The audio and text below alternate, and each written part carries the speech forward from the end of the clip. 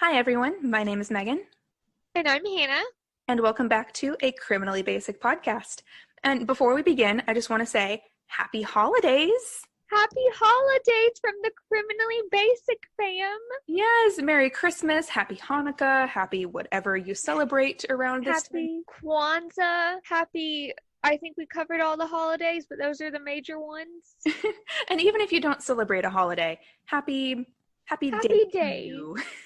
Hope you're having a safe one too, because these are little rough times we're all going through right now. So the holidays have me thinking about spending time with family, which in this era of plague and pandemic can't exactly happen to the extent that it usually does for Yep. most people. But with all of this thought of, people heading home for the holidays and stuff like that, I was reminded of a mostly unsolved string of murders and disappearances in Chillicothe, Ohio. Before anyone goes thinking, how the heck do those two things relate? My dad is from Chillicothe, so the thought of heading home for Christmas and an unsolved true crime case do kind of relate, at least in my mind. Understandably so. As a non-Ohioan, where is that at? Is it close to Columbus, like Toledo, Cincy?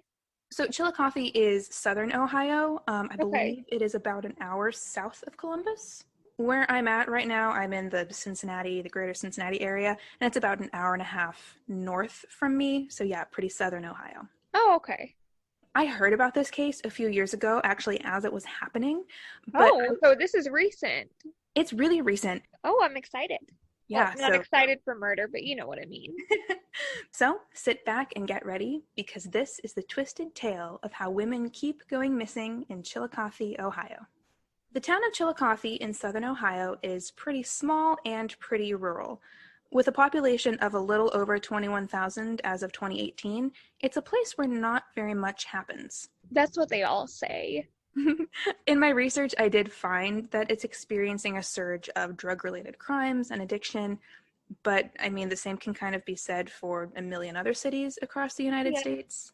And especially in small towns. Currently, the small town I live in is unfortunately having a very big problem with drugs as well. Chillicothe is definitely one of those places where you know or you're at least familiar with the people who live around you. And that's why the town was shaken when the body of 30-year-old Tamika Lynch was discovered on May 24th, 2014.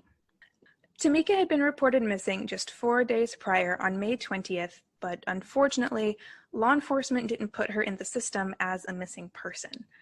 I don't entirely know why that is. It could have been that she was an adult and could make her own decisions. It could have been that her family had waited 2 weeks to report her missing. It could have even been her history with drugs. According to an article written by Jonah Eisen for the Chillicothe Gazette, police publicly stated that they had, quote, no reason to believe she's in any danger, end quote. Unfortunately, 2 days later, they would be proven horribly wrong. I feel like a lot of times if someone has had a drug past, no one takes them going missing seriously at all. That's so true. And I mean, unfortunately, there's a later victim who had a history with drugs and also had a history of just not really being in contact with her family. This is something that you see with a fair amount of addicts, at least in Uh-huh. my experience and in my research. Addiction is something that really impacts a whole family. And there Yeah. is an element of shame to it. And people who struggle with that don't want their families to see them in that way. Tamika's body was found in Paint Creek, which runs just outside of Chillicothe. She was clothed in only her socks, and her manner of death was ruled to be an overdose on multiple drugs. However, according to an article by 10WBNS by Glenn McIntyre, it was determined that she was put in the water after her death. That doesn't sound like an overdose to me. They determined, that she had died due to an overdose before she went in the water, but there's no way that a dead body can then put themselves in the water. No, and I know muscles glitch like after death and stuff. I don't know the exact medical term, but I know what it does. There's no way they could have glitched that much. They would just rolled into a body of water. Right, and she's only wearing her socks. She's not wearing anything else. And when people heard of this, they were also quick to point out the disappearance of another woman, 27-year-old Charlotte Trago. While her body still has not been found, she knew Tamika and was actually even believed to have gone missing on the same day, Oh May my God. 3rd. Charlotte's mother reported her missing on May 18th, which again follows the trend of these women not being reported as missing until weeks later. Just like Tamika, Charlotte had a history of drug abuse according to her page on the Charlie Project's website. Okay, this is a random side note, but I had a weird sense of deja vu. This sounds like another case you talked about. So if you have been a long time, or maybe not even a long time, a a criminally basic fan since November 3rd, Yes. this case is really similar to an episode that I did in November called One Town, Four Victims. One Town, Four Victims takes place in Lumberton, North Carolina in 2017, so it's a little bit later, but it kind of follows the exact same pattern of you have women who have a history of drug abuse and they go missing and then later are found dead under more mysterious circumstances than one might originally think. Yeah. Which, okay, it's so sad that this has happened. Very similar things multiple times, just different places. I think it really speaks to just the high risk lifestyle that this is. And while, we know that addiction is a disease, it's not a choice. I don't think anybody really actively chooses to become an addict. Yeah. Charlotte's mother had reported her missing. And just like Tamika, Charlotte had a history of drug abuse, according to her page on the Charlie Project's website. She was actually last seen walking away from the apartment that she had shared with a roommate who had actually just evicted her. Oh. Even though it sounds like her life was a little tumultuous, I couldn't find the reason exactly why her roommate had kicked her out, but Charlotte had actually told her mother just a few weeks before that she wanted to put in the work that it would take to turn her life around. She even asked her mom to help her find a place in a rehab program. Oh. Well, that's good that she was trying to get her life back in order. Right, but I mean, just a few weeks later, Yeah, that's so sad. a few months later, another woman went missing, 37-year-old Wanda Lemons. While there aren't a lot of details about her disappearance, she too battled with drug addiction. She was last heard from on November 3rd, 2014, via text messages to her daughter. So police actually received two tips in Wanda's disappearance that actually looked really promising.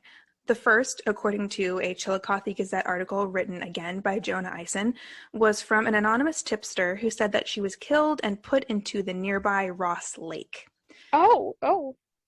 The second, according to the Charlie Project, was that she had, quote, gone to Texas with an African-American male truck driver named Darius or DeMarcus Thomas, end quote. She was known to go to Texas fairly frequently, but neither of these tips ended up panning out. Police actually even searched the lake, but found no remains. You might mention this later, but did they ever find her body or no? No. Oh. Shasta Himmelrich's case is one that is especially heartbreaking to me. At just 20 years old, she disappeared on December 25th, 2014, after partying with some friends, including her boyfriend, with whom she was expecting a baby. Oh, she was a baby and just goes, oh, that's so sad. I mean, not that all of them aren't sad, but that's extra sad. This one just hits me Yeah. in a spot. At 1 a.m. on December 26th, she left to go get another man's girlfriend along with some cocaine and Percocet. She didn't return. She was reported missing on December 26th, and on January 2nd, 2015, her body was discovered drowned in a nearby river. This is me theorizing, but has anyone ever looked into like the drug dealers in that town? I don't believe so. Law enforcement has been very tight-lipped about a lot of Uh, cases, which makes sense. I mean, they don't want to let too much leak and then yeah. have either copycat crimes or people who are falsely confessing. Yeah. Shasta's death was ultimately ruled a suicide. Her father had passed away in August of 2014, and her struggle with drugs had worsened. According to yet another article written by Jonah Eisen for the Chillicothe Gazette, her car was found by a sheriff's deputy at around 10:30 a.m. on December 26th.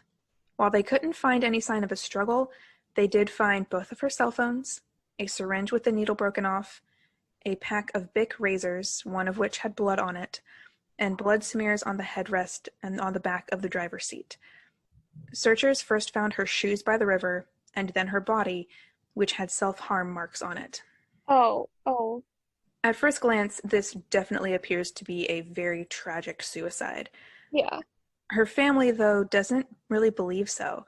She had been really excited about being a mother and the prospect of raising a child. While I personally don't think suicide is entirely out of the question, this case in particular hits really hard due to both Shasta's age and the life that she could have had. Next was 26-year-old Tiffany Sayer. Tiffany went missing from Chillicothe on May 11, 2015. The mother of two was headed towards Chillicothe, where she had business, when she went missing just without a trace. Her body was found the next month in June, wrapped in a sheet. While there were no visible signs of injuries on her body, and I couldn't actually find a cause of death from a reputable source, Yeah. there were drugs and alcohol found in her system. However, her death was ultimately ruled as a homicide. Did she have any record beforehand of drugs or? So all of these women did have a Okay. history with drugs. Yeah. It makes me so sad because a lot of these women had children and families. I mean, Tiffany, had two kids. Yeah. May of 2015 wrapped up with the death of 38-year-old Timberly Clater, who was found with 3 gunshot wounds next to an abandoned building. Like many of the others, she was also a mother who battled with addiction. But on the brighter side, her case is actually the only one that has been officially solved out of all of the women who are thought to be connected. Oh, that's good. Mm-hmm. According to an article by Jim Letizia for WCBE.org, 37-year-old Jason McCrae shot her in his car and dumped her body. He was convicted in July of 2016. Well, that's good. Did they try questioning him about the others or? They did, and since law enforcement has been so tight-lipped about this case, there isn't very much out there about whether or not he's to blame for the other ones. From everything that I saw, public opinion is leaning towards no.